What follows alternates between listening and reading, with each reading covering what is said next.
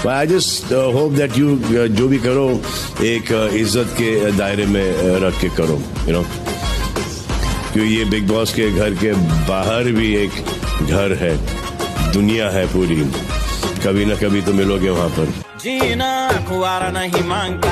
Matter तो बाबा बहुत बड़े होने वाले हैं इस सीजन। दोस्तों ये शो तब शुरू हुआ था जब गरीब बॉय वाकई में गरीब होता था। टाइगर और सारा में लोग कंफ्यूज हो जाते थे कि हीरोइन कौन है, और राघव का बेटा नॉडी स्लो मोशन करता था। हम बात करने वाले बिग बॉस के बारे में। और दोस्तों सच बताना, इस बार बिग बॉस आप लोग देखने क्यों आए थे? I don't know. क्योंकि जैसे ही आपको पता चला इसमें रजत दलाल आया है, और हमको देखना है कि इस बार रजत दलाल किसको पेलता है। तू अंदर भिड़ सकता ना बाहर भिड़ सकता, बाहर तेरी औकात नहीं और अंदर आके देख ले।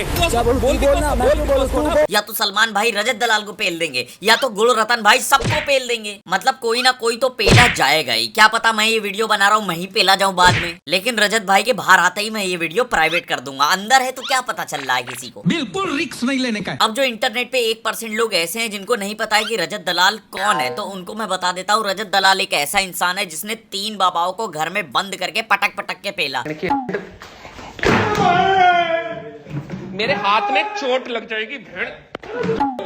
उतार कपड़े। वैसे सही बताओ तो उन बाबाओं की भी गलती है कि बाबा तुम्हें गायत्री मंत्र नहीं आता, तुम्हें हनुमान चालीसा नहीं आता, तुम्हें भक्ति का भा नहीं आता, और तुम हिंदू भी नहीं हो, तो तुम बाबा बन के क्यों घूम रहे हो? तो रजत दलाल भाई ने उनको पेल दिया। मेरे हिसाब से गलती तो बाबाओं की भी है गुरु। उसके बाद रजत दलाल भाई तब हाईलाइट होते हैं जब एक 17 साल का लौंडा अपनी स्टोरी पे रजत दलाल को माइटी राजू बोलता है और उनके मजे लेता है। तो रजत दलाल भाई उसको उठा लेते हैं, उसकी तबीयत से कुटाई करते हैं, मुंह में गोबर ओबर लगाते हैं, खूब जब भयंकर धमकाते हैं और फिर घर छोड़ देते हैं। अब दोस्तों बात कुछ ऐसी है कि सब बोल रहे हैं उस लड़के को मारा इन्होंने, बेचारे 17 साल के बच्चे को मारा इतनी गलत तरीके से, एकदम बढ़िया है, इसकी तो सजा मिलनी ही चाहिए रजत दलाल को। लेकिन एक दूसरा पहलू भी है, मैं बता रहा हूँ ये 17-18 साल के लौंडे जो स्टोरी और दूसरों को ट्रोल करके जो कूल बनते हैं ना, ये वाली मेंटालिटी बिल्कुल नहीं चलेगी।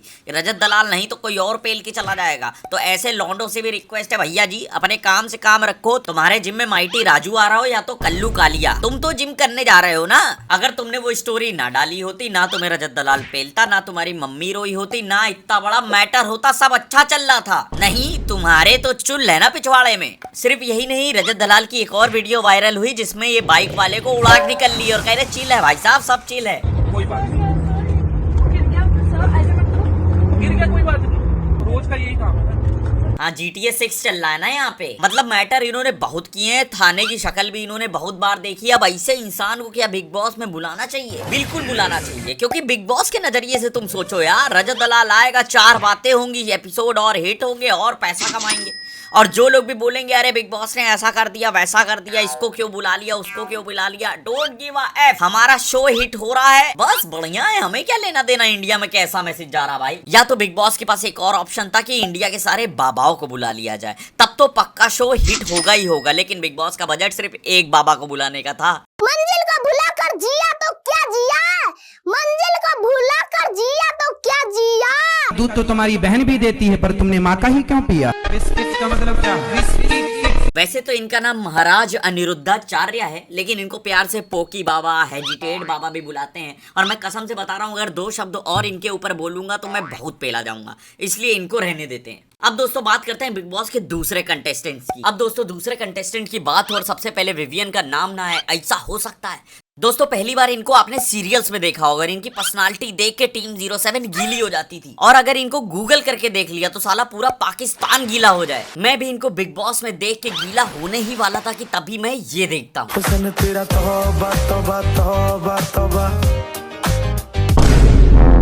भाई इनकी स्माइल देख के पता चलता है कि अजय देवगन को जुमा केसरी वाली स्पॉन्सरशिप इन्हीं ने दिलाई है। भाई ये वाला ऐड देख के मुझे ये पता चला कि अक्षय कुमार, शाहरुख खान और अजय देवगन ऐड के आखिरी में विवियन को प्रणाम बोलते हैं। प्रणाम गुरुजी। अगर आप भी बिग बॉस में विवियन को देख के ऐसे ही शॉक हुए हो तो भैया इस वीडियो पे 1 लाख लाइक हो जाने चाहिए। ना इस वीडियो पे 1 लाख लाइक होंगे, ना मुन्नी पाकिस्तान से वापस आके बजरंगी भाई को मामा बोलेगी, दोनों ही इम्पॉसिबल है। अब बात करते हैं बिग बॉस की 3 सबसे सुंदर महिलाओं के बारे में। पहली एलिस, दूसरी ईशा और तीसरी अविनाश। ये तीनों लड़कियां ज्यादातर आपको घर में एक साथ ही मिलेंगी और साला हम कंफ्यूज भी हो जाते हैं कि अगर ईशा की गलती से दाढ़ी आ गई तो वो अविनाश लगेगी और अगर अविनाश ने दाढ़ी बनवा ली तो वो एनिमल मूवी की दूसरी भाभी लगेगी। इसके बाद बात करते हैं हम लॉन्डो की फेवरेट कंटेस्टेंट वायरल भाभी के बारे में। वायरल भाभी का असली नाम हेमा शर्मा है और जब आप इनके इंस्टाग्राम प्रोफाइल पे जाओगे तो आपको दिखेगा ये बहुत सारे गरीब लोगों की मदद करती हैं। आपको भी फील आ जाएगा कि यार काश मैं भी गरीब होता। इन शॉर्ट आप इनको महिलाओं के थारा भाई जोगिंदर समझ सकते हो। लेकिन जब आप और थोड़ा नीचे जाओगे तब आपको पता चलेगा इनका असली कंटेंट तो शादियों में नाचने का है। जी हाँ, शादियों में नाच नाच के फेमस हुई हैं, वायरल हुई हैं। सबसे पहले ये नाची औरंगजेब की शादी में, लेकिन तब कैमराज नहीं होते थे इसलिए ये फेमस नहीं हुई। उसके बाद ये नाची अरमान मलिक की शादी में जिससे इनके करियर को बहुत ज्यादा बूस्ट मिला और ये फेमस हो गई। फिर ये नाची अरमान मलिक की दूसरी शादी में, फिर इनके करियर को और ज्यादा बूस्ट मिला और ज्यादा फेमस हो गई। अब ये वेट कर रहे हैं कब अरमान मलिक तीसरी शादी करे जिससे ये और ज्यादा फेमस हो जाएं। और अरमान मलिक भी। अब दोस्तों बात करते हैं बिग बॉस के मिस्टर इंडिया की जिसका नाम है मुस्कान। बचपन में मिस्टर इंडिया मूवी में आपने देखा होगा कि अनिल कपूर को एक ऐसी घड़ी मिलती है जिसे पहन के वो गायब हो जाता है। ऐसी ही घड़ी पहनती है हमारी मुस्कान दीदी, क्योंकि बिग बॉस में वो दिखती तो है नहीं। अब दोस्तों देखो, टाइम आपके पास भी फालतू नहीं है और मेरे पास भी फालतू नहीं है, तो फिर क्या ही बात करें इनकी, छोड़िए। अब दोस्तों हम बात करने वाले हैं बिग बॉस सीजन 18 के स्टार जो कि सबको बहुत ही ज्यादा पसंद है, हमारे गुणरतन भाई मैं कसम से बता रहा हूँ, इनकी हरकतें देख के हमें तो लगता है दीपक, पुनीत और जोगिंदर तीनों इन्हीं के बेटे हैं। तीनों की रगों में इनका ही डीएनए दौड़ रहा है, वो भी थोड़ा थोड़ा, क्योंकि बिग बॉस की भी फट जाती है जब गुणरतन की हट जाती है। अन्न त्याग और पानी त्याग किया से सरकार डरती है।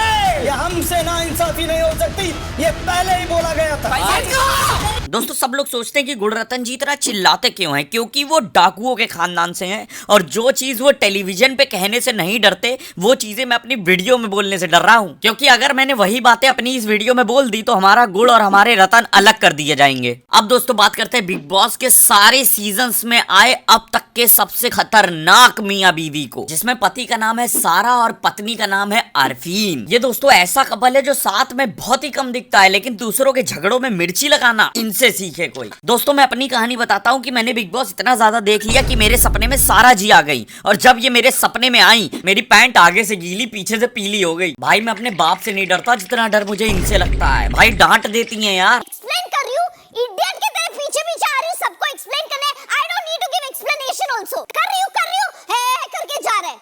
हम भी झगड़ा करें खाली पेट, it is not that point. दोस्तों मैं कहूंगा बिग बॉस में अगर कोई गेम खेल रहा है तो वो एक्चुअली अरफीन और सारा ही खेल रहे हैं। अरफीन भाई साहब इतनी मीठी छुरी है जितनी डॉली चाय वाले की दूध वाली जबान नहीं है। अब दोस्तों सबकी बात करने बैठेंगे तो ये वीडियो बहुत ज्यादा लंबी हो जाएगी। जिनकी मैंने बात नहीं की है या तो वो बिग बॉस में बहुत अच्छा कर रहे हैं या तो वो इतना झांटू करना है कि वीडियो में बात करना भी जरूरी नहीं है। अब दोस्तों ये वीडियो आपको पसंद आई हो तो लाइक मारो, एम करते हैं 30,000 लाइक का, और कमेंट भी जरूर बताना कि आपको ये वीडियो कैसी लगी, अच्छी लगी, बुरी लगी। मुझे गालियां बकनी है, गालियां बक दो लेकिन कमेंट करना इंपॉर्टेंट है।